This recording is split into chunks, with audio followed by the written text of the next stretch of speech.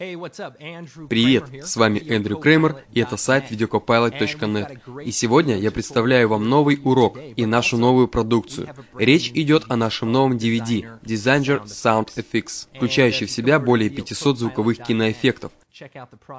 Вы можете увидеть рекламный ролик к этому диску на сайте. Помимо звуковых эффектов, мы расскажем вам, как создавать замечательные рекламные ролики, используя различные спецэффекты. Уверен, что если вы зайдете на videocopilot.net, то точно не пропустите объявление об этом диске.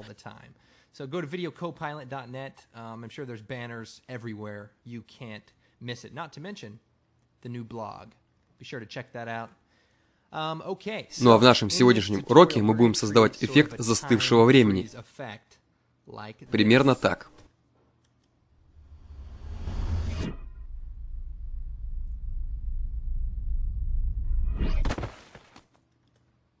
Выглядит здорово. И также хочу заметить, что звуковой эффект ролика, который вы слышали, взят как раз с диска Designer Sound Effects, более чем современный. На видео вы, наверное, узнали Сэма Лоя, и он проделал отличную работу, очень правдоподобно упав, даже без использования защитной подушки. Подробный эффект вы можете увидеть в различных сериалах, фильмах, ТВ-программах. Но мое первое воспоминание о подобном эффекте – это шоу «Прочь из этого мира» про маленькую девочку, которая, скорее всего, была инопланетянкой. Вот, смотрите, ее главной способностью было умение замораживать время для земных обитателей, но оставлять его в обычном режиме для себя и своего папы с помощью соединения двух пальцев. Здорово, мне всегда нравилось это шоу. Но так или иначе, давайте начнем.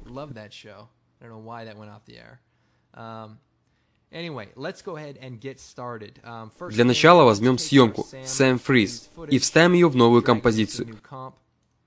В общей сложности у нас есть две съемки. На одной Сэм идет и падает, на второй ходит вокруг и рассматривает. Главный трюк здесь заключается в том, что надо свести эти две съемки в одной точке таким образом, чтобы съемка 2, где Сэм падает, была на авансцене, то есть как бы перед задним фоном.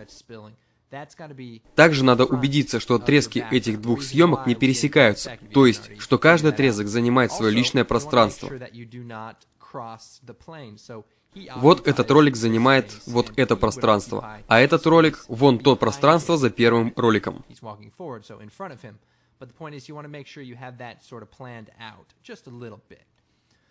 Теперь давайте обрежем оба ролика. Нажатие Ctrl-Shift-D поможет вам разделить ролики ровно пополам. Теперь нужно определить, в какой именно момент мы хотим заморозить съемку. Для этого возьмем второй ролик и наложим его на первый. Затем подключим функцию Opacity. Уменьшим уровень Opacity до 50%. Теперь будем двигать запись и постараемся понять, в какой момент нам надо остановить время. Если мы остановим ролик в этом моменте, нам будет не видно его лица, из-за того, как падающие коробки заслоняют его. Может, нам стоит остановить запись вот в этом моменте. Так мы можем увидеть его лицо, его реакцию и при этом сохранить динамичность кадра. Итак, запомним этот момент. Правой кнопкой мыши щелкнем по второму ролику. Выбираем Time, Enable Time, Remapping. И то же самое сделаем с первым роликом. Теперь вставим ключевой кадр для этого момента времени. Смотрите, ровно на 4-й секунде. Отлично. Далее мы переходим к месту стыковки видеофайлов и вставляем здесь еще один ключевой кадр. Теперь у нас есть два ключевых кадра, и сразу после интервала в 4 секунды мы выставляем еще один ключевой кадр таким образом, чтобы при приближении было видно, что два ключевых кадра идут сразу друг за другом. Потом мы выбираем второй и последние ключевые кадры, и при помощи нажатия плюс и минус на клавиатуре отодвигаем эти ключевые кадры в сторону. Если вы посмотрите на время вот здесь, то увидите, что если я буду прокручивать запись, она будет идти в режиме реального времени, то на 4-й секунде она замрет и не будет двигаться дальше, несмотря на то, что время будет продолжать идти. А после этого ключевого кадра запись возобновится. Поскольку мы выставили правильные ключевые кадры, у нас не будет проблем с продолжением воспроизведения записи. Давайте просто растянем второй ролик. Затем нам нужно оживить вторую часть ролика. Для этого подключим второй слой. Назовем его «Второй Сэм», а другой переименуем в «Background». Нам нужно, чтобы второй Сэм появлялся в кадре сразу перед тем, как первый застывает. В сущности, нам совсем не нужно, чтобы один из них накладывался на другого, особенно в тот момент, когда один из них стопроцентно неподвижен. Вот так будет нормально, так как к тому моменту, когда Сэм подойдет, второй уже будет застывшим. Занятная деталь этого эффекта заключается в том, что в определенный момент времени мы можем видеть их обоих в движении. Уверен, вам на ум пришло еще множество эффектов подобного клонирования и способов их применения. Итак, один замирает, другой уходит. И опять же, нам необходимо убедиться, что он уйдет из кадра до того, как картинка оживет вновь. Для этого давайте вернемся сюда и увеличим количество застывшего времени. Посмотрим, что получилось.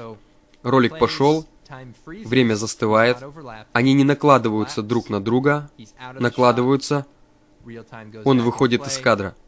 Ролик возвращается в режим реального времени. Запись заканчивается. С помощью клавиши N на клавиатуре применяем функцию Trim Comp to Work Area и переходим к комбинированию роликов. Для этого нажимаем U на клавиатуре, чтобы увидеть наши ключевые кадры, и удваиваем задний фон. Назовем его Foreground. Затем установим слой Foreground над двумя оставшимися слоями. Далее берем инструмент Paint Tool и обрисовываем контуры изображения, которое должно быть над фоновым слоем. В противном случае, единственное, что мы увидим, это две коробки и Сэм.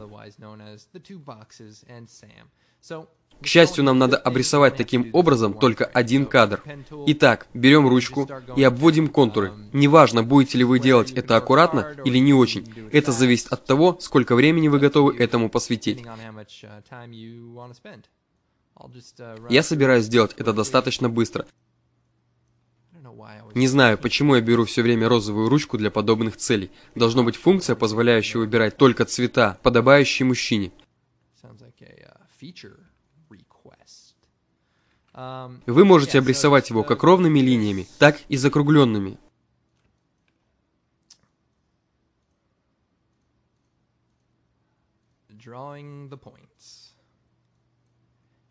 Ровные, естественно, лучше подходят для обрисования коробок.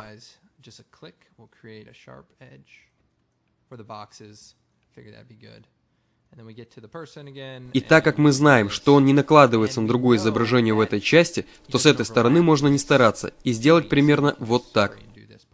Еще один момент вырисовывания контура состоит в том, что если мы отключим функцию Adaptive Resolution, то изображение не будет обновляться, оставаясь в низком разрешении. И вам будет легче увидеть границы изображения, которые вы создаете. Я обычно отключаю эту функцию, пока работаю. Итак, что у нас получилось? Вот это изображение и фон. Для начала немного очистим края этого изображения. Для этого выберем слой Foreground, нажимаем M и тем самым подключаем функцию Mask. Мы видим, что появились две функции Mask. Удалим одну. Затем, дважды нажав на M, применяем функцию Mask Expansion и можем уменьшить ее до 0,5 пикселей. Можно еще чуть-чуть почистить края вот здесь. Но все это, по сути, не играет большой роли, и я оставляю это на ваше усмотрение. Теперь у нас есть комбинированное изображение. Далее мы возвращаемся обратно и ищем конкретный момент, в который время замирает, вот здесь. И обрезаем верхний слой так, чтобы он начинался именно в этот момент замирания времени. Таким образом, мы не видим его сначала, и лишь потом он появляется. Затем мы обрезаем запись ровно перед последним кадром, так, чтобы герой появлялся и исчезал именно тогда, когда нам надо. Потом увеличиваем уровень opacity для второго слоя до 100%, наш мистический Сэм. И вот что мы получаем в итоге. Он появляется в кадре, бродит вокруг и уходит обратно. Теперь нам надо подключить к этому другой задний фон. В слое второй Сэм берем инструмент Mask Tool и создадим Garbage Mat вокруг человека. С помощью нажатия M выбираем Mask Shape, создаем ключевой кадр, продвигаемся вперед и как бы следуем за персонажем. Держите его в ограниченном пространстве, так как чем ближе вы к нему будете, тем меньше проблем возникнет с воспроизведением впоследствии.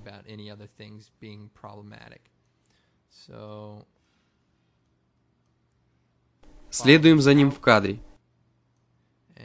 и выводим его из кадра. И подобным же образом, дважды нажав на M, можно применить функцию Mask Expansion и выставить ее на 15 пикселей, и Mask Feather на 25 пикселей. Таким образом, изображение смешается с границей другого слоя. Теперь, если мы подключим фоновый слой, мы увидим, что персонаж нашего ролика будет теперь виден нам. И в тот момент, когда он застывает, тот факт, что задний фон за ним тоже застывает, не играет никакой роли. Можно лишь слегка подкорректировать Garbage Matte, чтобы в режиме реального времени не исчезала рука персонажа.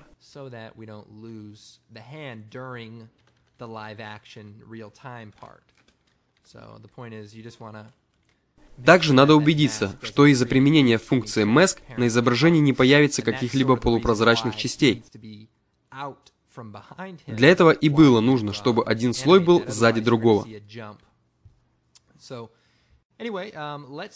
Посмотрим, что получилось. Нажимаем 0.